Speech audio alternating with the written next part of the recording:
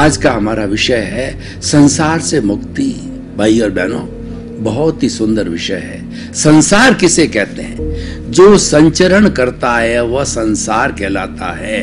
हर क्षण हर वस्तु संसार की बदलती रहती है। संसार को परिवर्तनशील कहा गया है। Which changes every time is called the world.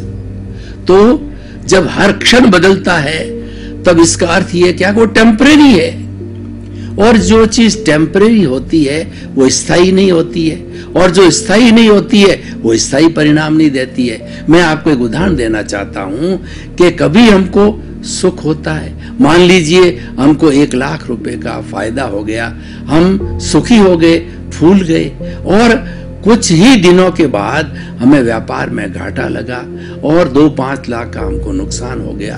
तो हम डिप्रेशन के अंदर चले गए, हम दुखी हो गए, और ऐसे दुखी हो गए कि कई दिनों तक हमारा मूड खराब रहा। हम दुख की स्थिति के अंदर बिल्कुल न्यून हो जाते हैं, बिल्कुल जो है वह हम एकदम जो है निराशा के भाव में चले जाते हैं। तो ये क्या है? यही संसार है। सुख दुख की अनुभूति होना ही संसार है। लेकिन हमारा उद्देश्य है कि संसार से मुक्त होना। संसार से मुक्त होने का अर्थ यह हुआ कि ये जो सुख दुख का पलड़ा है, ये जो झूलने का पलड़ा है, इसको छोड़ करके हम स्थायित्व को प्राप्त करें, हम परमानेंसी को प्राप्त करें और सदैव उसके अंदर रहें। वो हमारी परमानेंसी है, शाश्वत सुख। वह सुख कहां पर है? वह सुख बाहर में नहीं है। बाहर में उस सुख को ढूंढना वह संसार कहलाता है। और संसार जो है राग द्वेष से निर्मित है। ये संसार 2 आंखों से निर्मित हुआ है। एक है हमारी राग की आंख और दूसरी हमारी द्वेष की आंख। राग की आंख है वो किसी को प्रिय समझेगी, और द्वेष की आंख से हम देखेंगे तो किसी को अप्रिय समझेगी। ये राग द्वेष दुख का कारण है। ये राग द्वेष एक रोग है, ये राग द्वेष एक बीमारी है, और इस राग द्वेष के कारण ही हम जन्म जन्मांतर में भ्रमण करते हैं। राग द्वेष एक अज्ञान है। राग द्वेष एक अज्ञान का वेल्डिंग है, और इसको तोड़ना, इसको संपूर्ण रूप से तोड़ना, जिसको संपूर्ण निर्जरा कहा जाता है, संपूर्ण रूप से तोड़ने से ही हमें संसार से मुक्ति मिल सकती है। और वही हमारा साध्य है, वही हमारा उद्देश्य है। तो प्रश्न यह है कि संसार से मुक्ति क्यों चाहते हैं? संसार से मुक्ति ये चाहते हैं कि हम अक्षय सुख में रहें, हम शाश्वत सुख में रहें। हमें ऐसा सुख मिलना चाहिए कि उसके बाद में कभी दुख ना आए। तो वह स्थिति जो है हमारे भीतर विराजमान प्रभु का गुण है।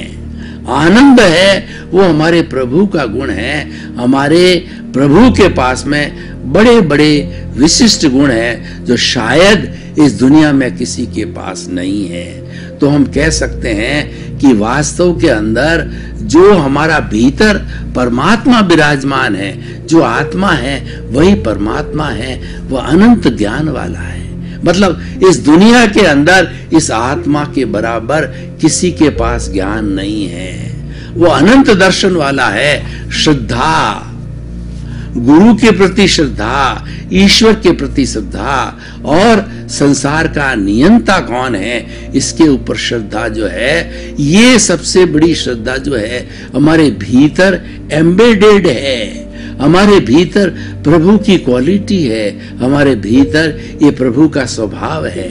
और तीसरा है ये अनंत ज्ञान, अनंत दर्शन और अनंत शक्ति।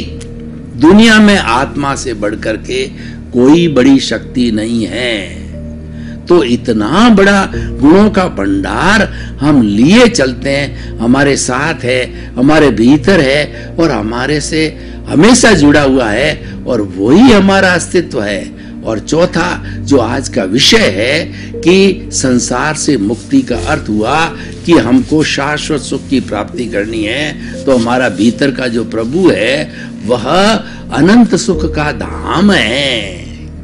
हम सुख बाहर ढूंढ रहे हैं, ये अज्ञान है, ये मिथ्या दर्शन है, ये मिथ्या ज्ञान है। देखिए मृग तृष्णा में क्या होता है, जो मृग होता है उसके नाभि में कस्तूरी होती है और कस्तूरी की सुगंध इतनी मीठी और इतनी तेज होती है कि उस सुगंध के वशीभूत होकर के वो मृग इधर से उधर घूमता है, इधर से उधर घूमता है कि ये इतनी मनोहर, इतनी मधुर सुगंध कहां से आ रही है।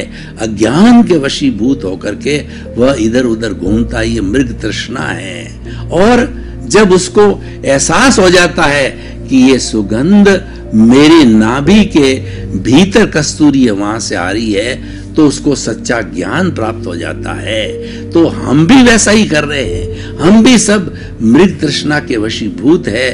भोजन में सुख दुख ढूंढते हैं, कपड़े में सुख दुख देते हैं, सुख ढूंढते हैं, अपने जो है ऐश्वर्य में सुख ढूंढते हैं, अपने भवन में सुख ढूंढते हैं, और अपना बैंक बैलेंस में सुख ढूंढते हैं, अपनी पद प्रतिष्ठा में सुख देते हैं। पर ये सारा अज्ञान है, ये सब नाशवान है, ये उपाधियां हैं।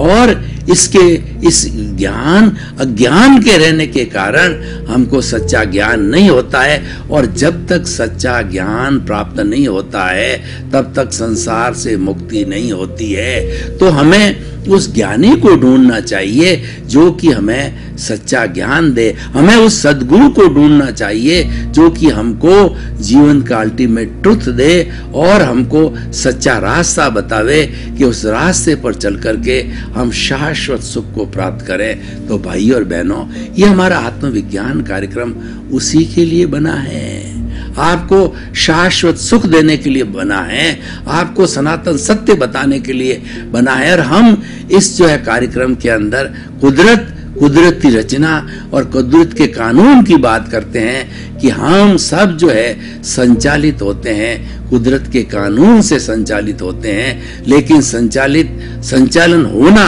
ये हमारी स्वतंत्रता है, ये हम कुदरत के ताबे आ जाते हैं। लेकिन कुदरत के ताबे आकर के स्वतंत्र रहकर भी हम स्वतंत्रता है, वो स्वतंत्रता हमारे भीतर है, वो स्वतंत्रता हमारे प्रभु का गुण है, वो स्वतंत्रता हमारी आत्मा का गुण है। आत्मा दिखाई नहीं देता, आत्मा अमूर्त है, आत्मा अनुभव जन्य। आप मुझे कहें कि आत्मा को हथेली पर दिखाओ तो हम विश्वास करें, तो भाई और बहनों, आत्मा अमूर्त है, आत्मा अशरीरी है, वह हथेली पर नहीं दिखाई जा सकती है, वो तो अनुभव किया जा सकता है।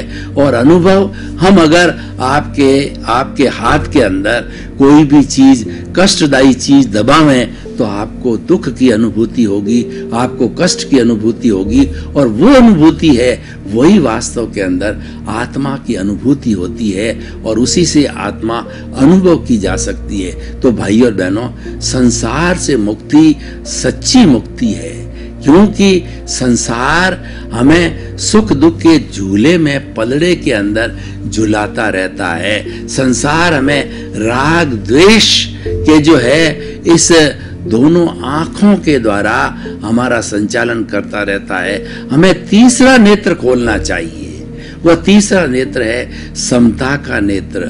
थर्ड आई की हमारे भारतीय ग्रंथों के अंदर बहुत ही चर्चा हुई है, enlightenment. Third I is a enlightenment, जिसमें न राग है न द्वेष है, उसके अंदर तो समता की भावना है।